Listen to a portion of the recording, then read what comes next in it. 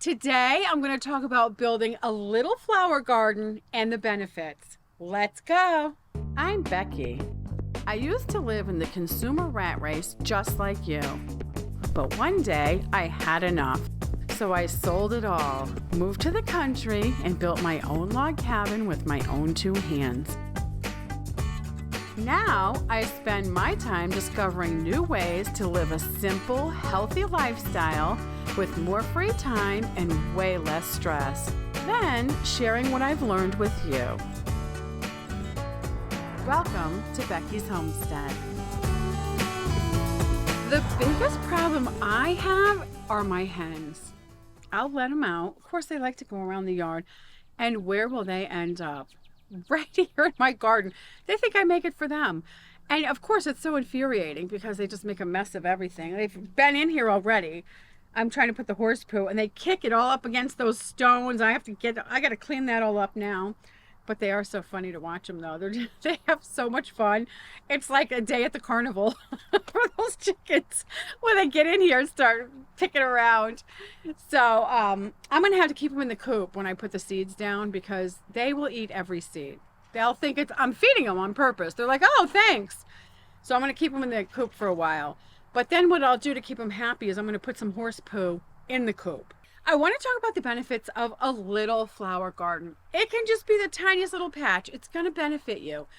It's physically healthy to go out there and take care of your garden, get it going. You have to get the grass out of it like I'm doing, or, gather a few little stones. It's definitely physical activity to do your garden.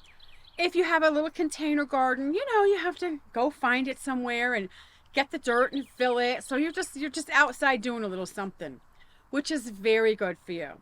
So this I built a couple years ago, and it was a lot of work to get this grass out of here. I have the thickest grass, it has such thick roots. It's just so hard to get it all out.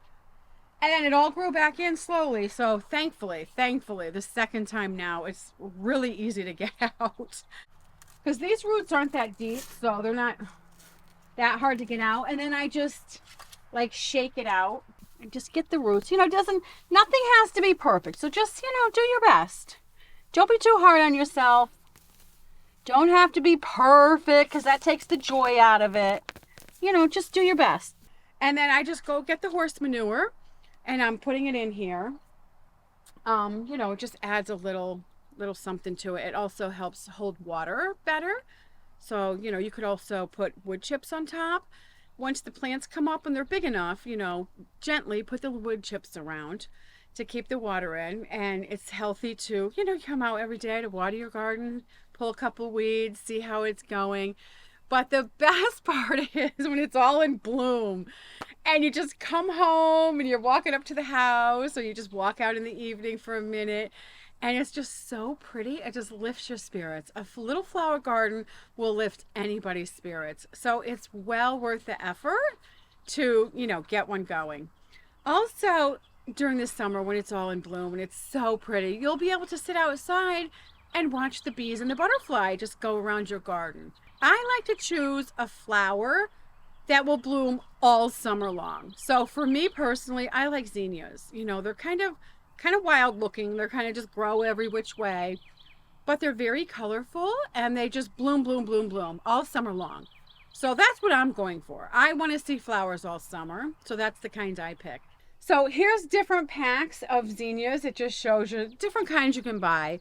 This one's just a bunch of different colors and the purple and the orange. And it's fun just to try different ones. I tried these a couple times and they're just so cute and pretty. And then I just saw these and I'm like, oh, let me just throw some of those in there. It's almost like cooking. You got your pot going. You're just like, oh, put a little of this in there, put a little of that in there. But I stick with the zinnias. And then surprisingly, they make so many seeds.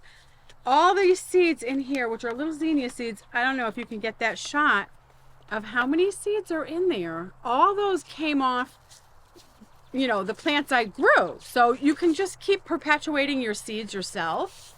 In the fall when it dries out, they'll just be like the flower will just have, it looks kind of like a sunflower seed or something. You can just kind of pull it off and just by the fingerfuls, you can just get your own seeds for the next spring.